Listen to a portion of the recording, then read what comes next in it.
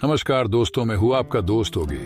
हम सुनाने वाले हैं गुरु की शिक की 5 ऐसी कहानियां जिसे सुनकर आपके जीवन में काफी बदलाव आएगा। नंबर 1, मन की मिठास। एक शिष्य अपने गुरु से सप्ताह भर की छुट्टी लेकर अपने गांव जा रहा था। तब गांव पैदल ही जाना पड़ता था। जाते समय रास्ते में उसे एक कुआं दिखाई दिया। शिष्य प्यासा था, इसलिए उसने कुएं से पानी निकाला और अपना गला तर किया। शिष्य को अद्भुत तृप्ति मिली, क्योंकि कुएं का जल बेहद मीठा और ठंडा था। शिष्य ने सोचा, क्यों ना यहाँ का जल गुरुजी के लिए भी ले चलूं। उसने अपनी मशक भरी और वापस आश्रम की ओर चल पड़ा। वह आश्रम पहुंचा और गुरुजी को सारी बात बताई। गुरुजी ने शिष्य से मशक लेकर जल पिया और संतुष्टि महसूस की। उन्होंने शिष्य से कहा, वाकई जल तो गंगा जल के समान है। शिष्य को खुशी हुई। गुरुजी से इस तरह की प्रशंसा सुनकर शिष्य आज्ञा लेकर अपने गांव चला गया। कुछ ही देर में आश्रम में रहने वाला एक दूसरा शिष्य गुरुजी के पास पहुंचा और उसने भी वह जल पीने की इच्छा जताई। गुरुजी ने मशक शिष्य को दी। शिष्य ने जैसे ही घूंट भरा, उसने पानी बाहर कुल्ला कर दिया। शिष्य बोला, गुरुजी, इस पानी में तो कड़वापन है और न ही यह जल शीतल है। आपने बेकार ही उस शिष्य की इतनी प्रशंसा की। गुरुजी बोले, बेटा, मिठास और शीतलता इस जल में नहीं है तो क्या हुआ, इसे लाने वाले के मन में तो है। जब उस शिष्य ने जल पिया होगा तो उसके मन में मेरे लिए प्रेम उमड़ा।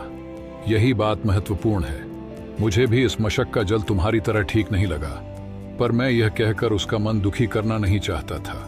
हो सकता है जब जल मशक में भरा गया तब वह शीतल हो, और मशक के साफ न होने पर यहाँ तक आते आते यह जल वैसा नहीं रहा।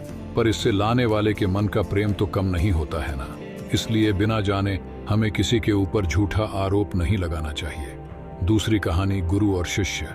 एक नवदीक्षित शिष्य ने अपने गुरु के साथ कुछ दिन व्यतीत करने के बाद एक दिन पूछा, गुरुदेव, मेरा भी मन करता है कि आपकी ही तरह मेरे भी कई शिष्य हों और सभी मुझे भी आप जैसा ही मान सम्मान दें। गुरु ने मंद मंद मुस्कुराते हुए कहा, कई वर्षों की लंबी साधना के पश्चात अपनी योग्यता और विद्वता के बलबूते पर तुम्हें भी एक दिन यह सब प्राप्त हो सकता है। शिष्य ने कहा, इतने वर्षों बाद क्यों? मैं अभी ही अपने शिष्यों को दीक्षा क्यों नहीं दे सकता? गुरु ने अपने शिष्य को तख्त से उतरकर नीचे खड़ा होने को कहा। फिर स्वयं तख्त पर खड़े होकर कहा, जरा मुझे ऊपर वाले तख्त पर पहुंचा दो। शिष्य विचार में पड़ गया। फिर बोला, गुरुदेव, भला मैं खुद नीचे खड़ा हूं, फिर आपको ऊपर कैसे पहुंचा सकता हूं? इसके लिए तो पहले खुद मुझे ही ऊपर आना होगा। गुरु ने मुस्कुराकर कहा, ठीक इसी प्रकार यदि तुम किसी को अपना शिष्य बनाकर ऊपर उठाना चाहते हो तो तुम्हारा उच्च स्तर पर होना भी आवश्यक है। शिष्य गुरु का आशय समझ गया। वह उनके चरणों में गिर गया। तीसरी कहानी, पाप का गुरु, लोभ। एक समय की बात है। एक पंडित जी कई वर्षों तक काशी में शास्त्रों का अध्ययन करने के बाद गांव लौटे। पूरे गांव में शोहरत हुई कि काशी से शिक्षित होकर आए हैं और धर्म से जुड़े किसी भी पहेली को सुलझा सकते हैं। शोहरत सुनकर एक किसान उनके पास आया और उसने पूछ लिया, पंडित जी, आप हमें यह बताइए कि पाप का गुरु कौन है? प्रश्न सुनकर पंडित जी चकरा गए। उन्होंने धर्म व आध्यात्मिक गुरु तो सुने थे, लेकिन पाप का भी गुरु होता है, यह उनकी समझ और ज्ञान के बाहर था। पंडित जी को लगा कि उनका अध्ययन अभी अधूरा रह गया है। वह फिर काशी लौटे। अनेक गुरुओं से मिले, लेकिन उन्हें किसान के सवाल का जवाब नहीं मिला। अचानक एक दिन उनकी मुलाकात एक गणिका, वेश्या से हो गई। उसने पंडित जी से परेशानी का कारण पूछा तो उन्होंने अपनी समस्या बता दी। गणिका बोली, पंडित जी, इसका उत्तर है तो बहुत सरल है, लेकिन उत्तर पाने के लिए आपको कुछ दिन मेरे पड़ोस में रहना होगा। पंडित जी इस ज्ञान के लिए ही तो भटक रहे थे। वह तुरंत तैयार हो गए।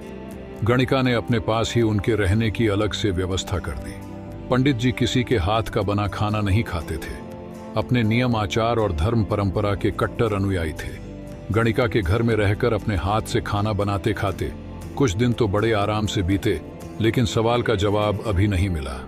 वह उत्तर की प्रतीक्षा में रहे। एक दिन गणिका बोली, पंडित जी, आपको भोजन पकाने में बड़ी तकलीफ होती है।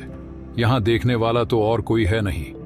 आप कहें तो नहा धोकर मैं आपके लिए भोजन तैयार कर दिया करूं।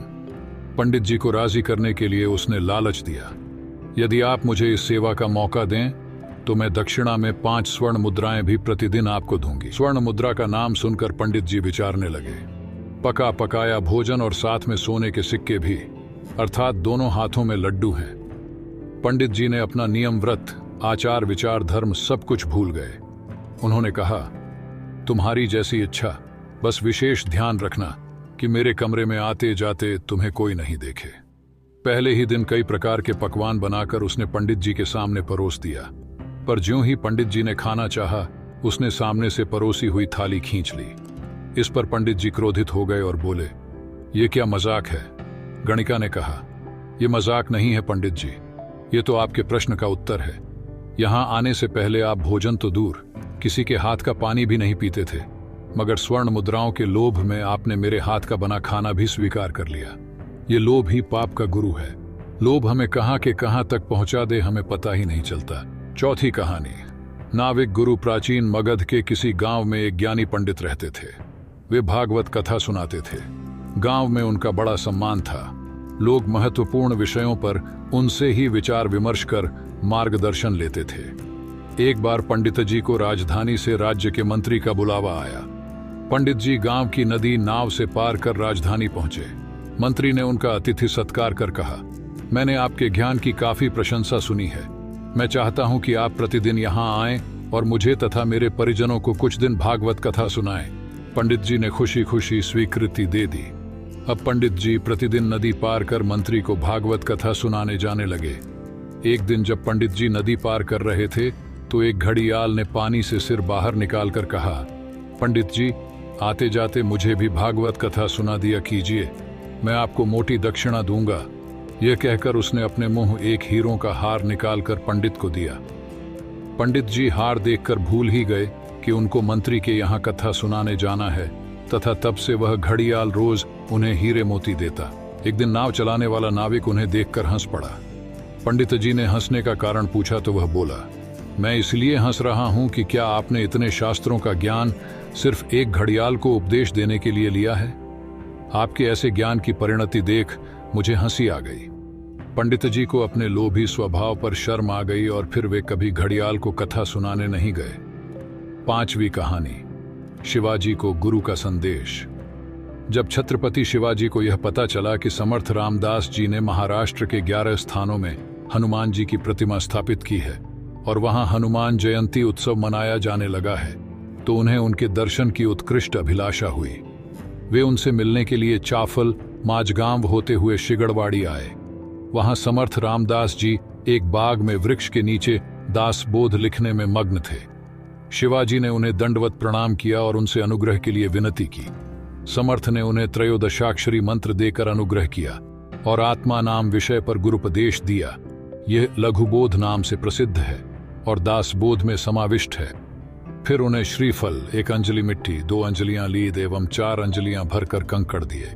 जब शिवाजी ने उनके सान्निध्य में रहकर लोगों की सेवा करने की इच्छा व्यक्त की तो संत बोले, तुम क्षत्रिय हो, राज्य रक्षण और प्रजापालन तुम्हारा धर्म है। यह रघुपति की इच्छा दिखाई देती है। और उन्होंने राजधर्म एवं क्षात्र धर्म पर उपदेश दिया। शिवाजी जब प्रतापगढ़ वापस आए और उन्होंने जीजा माता को सारी बात बताई तो उन्होंने पूछा, श्रीफल, मिट्टी, कंकड़ और लीद का प्रसाद देने का क्या प्रयोजन है? शिवाजी ने बताया, श्रीफल मेरे कल्याण का प्रतीक है। मिट्टी देने का उद्देश्य पृथ्वी पर मेरा आधिपत्य होने से है। कंकड़ देकर यह कामना व्यक्त हो गई है कि अनेक दुर्ग अपने कब्जे में कर पाऊं। और लीद अस्तबल का प्रतीक है, अर्थात उनकी इच्छा है कि असंख्य अश्वाधिपति मेरे अधीन रहें। इस प्रकार राजधर्म को समझकर शिवाजी ने अपनी शक्ति का विस्तार किया और न्याय नीति की स्थापना की। आशा करता हूं इन 5 कहानियों से काफी कुछ सीखने को मिला होगा। धन्यवाद। आपका दिन शुभ रहे।